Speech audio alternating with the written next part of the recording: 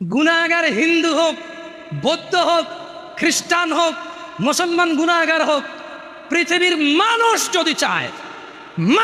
যদি চায় তার গুনাহকে নেকিতে পরিবর্তন করবে, ও যেই ধর্মেরই হোক না কেন, যেই দিনেরই হোক না কেন, সেম প্রসেস শিখাই দেব, জানাই দেব যে হিন্দু লোকটা যদি তার শিরকের গুনাহকে নেকিতে পরিবর্তন করতে চায়, ইল্লা মান তাব, এ হলো মানুষ, এ হলো কি মানুষ, ওর ধর্ম যেটাই হোক।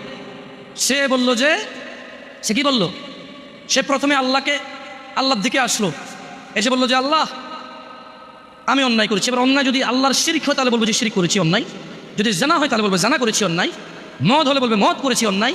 বুঝলেন কথা?